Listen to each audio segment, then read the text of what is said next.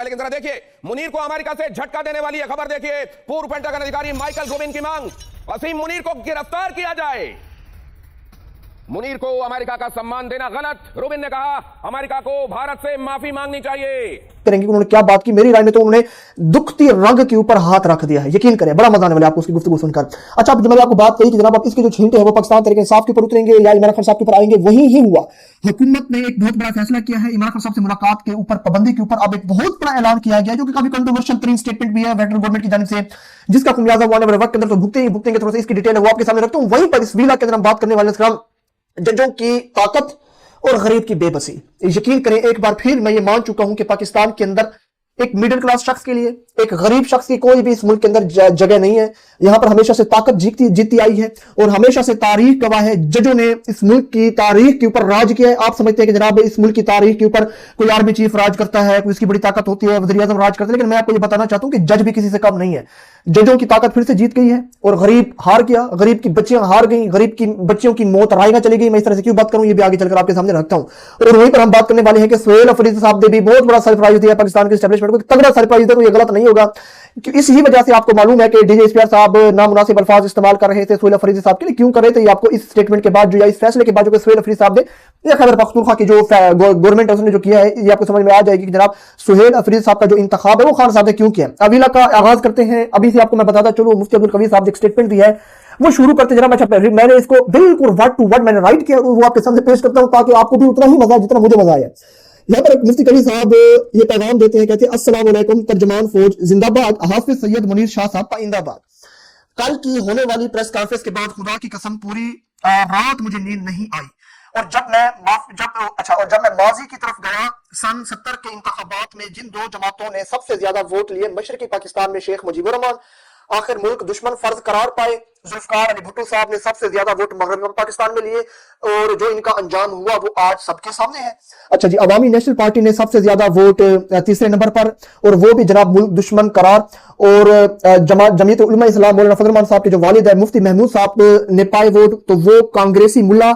इसके बाद जितने इंतखाबात हुए, मियां नवाज शरीफ साहब आए 3 मरतबा, ठीक है ना, जितने दफा मियां मोहम्मद नवाज शरीफ आए जलील होकर गए, पाकिस्तान पीपल्स पार्टी हर दफा जलील होकर गए। इसके बाद कायदे मोहतरम इमरान खान साहब ने तारीखी वोट हासिल किए, तो आज इनके बारे में कहा क्या गया, इनकी हैसियत क्या है।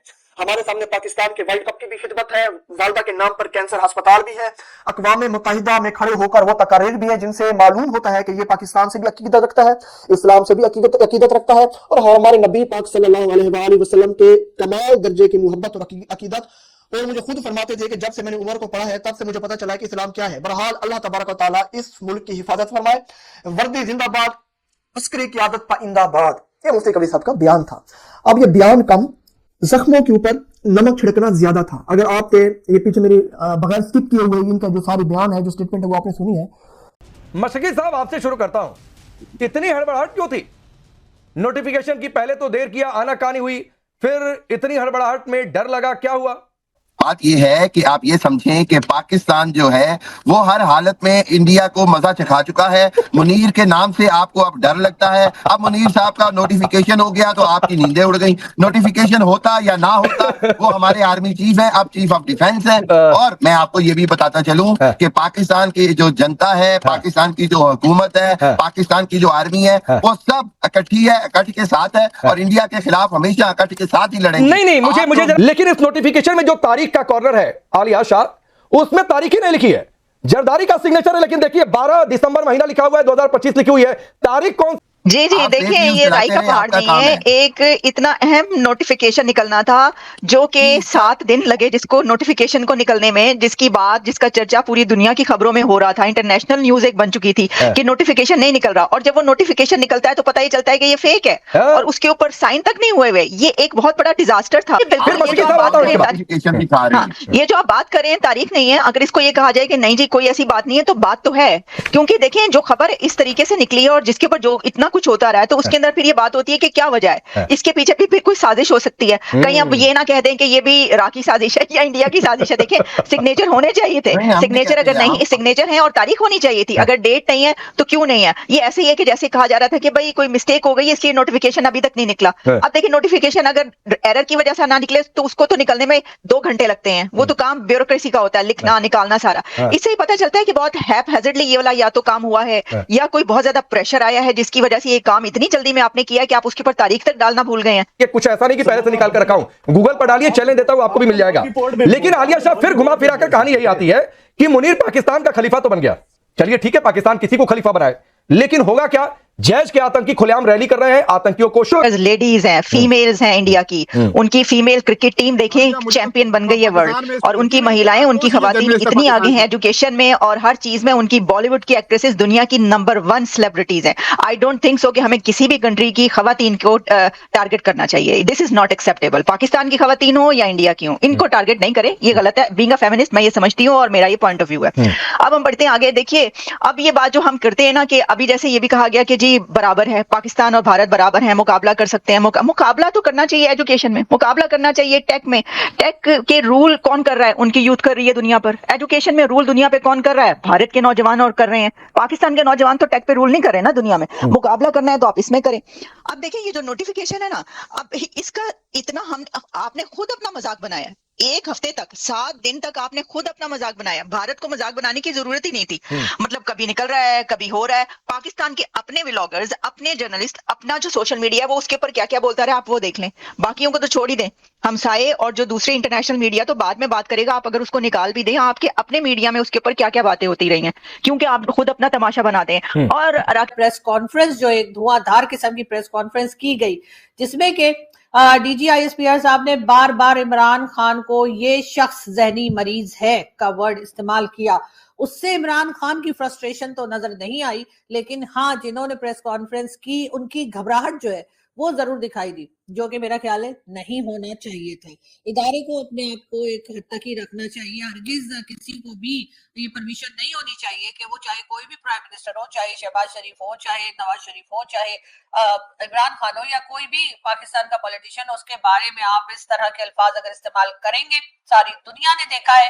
और उससे पाकिस्तान के किसी पॉलिटिशियन का तो नहीं, लेकिन हाँ उस इदारे का जरूर नाम खराब हुआ है जो अपने आप को सबसे सुपीरियर समझता है, जिसका ख्याल है कि उसके आगे किसी की नहीं चलनी चाहिए। तो यकीनन यहाँ पर इमरान खान ने तो कुछ नहीं किया, लेकिन DGISPR साहब ने जो प्रेस कॉन्फ्रेंस की वो मेरे ख्याल है उनके अपने ही ऊपर पड़ गई है, और जैसे कहती है ना बैकफायर हो गया है। और यकीनन यहाँ पर उनको देखना चाहिए कि उन्होंने ये जो गलती की है इसको लोग भूलेंगे नहीं।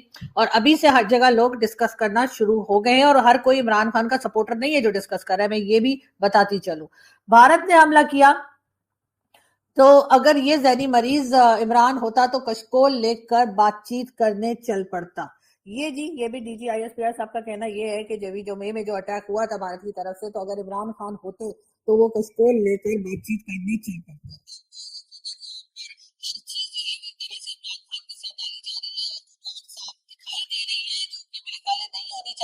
ही करेंगे जो हमें सूट करता है, क्योंकि आप भी वही करते हैं। दुनिया को वो ये बार बार बता चुके हैं जो आपको सूट करता है। चलिए, पाकिस्तान में आर्मी चीफ आसिफ मुनीर को chief of the army staff लगा दिया गया है। अब इस मामले पे खास तौर पे आखिरी दिनों में अगर आप देखिए तो बहुत ज्यादा कंट्रोवर्सीज चलती रही, बहुत सारे डिफरेंट डायमेंशंस के, कोई इस एंगल से कुछ उस तरफ को चल रहे थे। तो इस सारी कंट्रोवर्सीज को आप कैसे देखते हैं?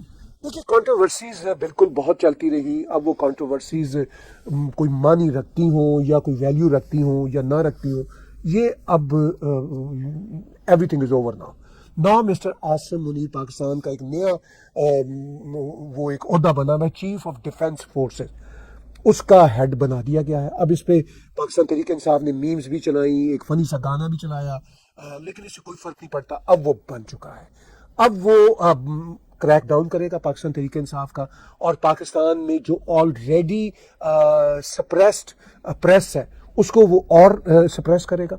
और ये शख्स काफ़ी डिक्टेटोरियल माइंडसेट का है, और इसके लिए सबसे बड़ा जो चैलेंज है वो इमरान खान है, और इमरान खान के लिए ये सबसे बड़ा चैलेंज बन चुका है। फील्ड मार्शल असीम मुनीर को हाल ही में दिसंबर 2025 में पाकिस्तान का पहला chief of defence forces CDF नियुक्त किया गया है। इस नई भूमिका के साथ वह अब पाकिस्तान की तीनों सशस्त्र सेनाओं, थल सेना, नौसेना और वायु सेना के सर्वोच्च कमांडर बन गए हैं। अपनी राय कमेंट बॉक्स में जरूर बताएं।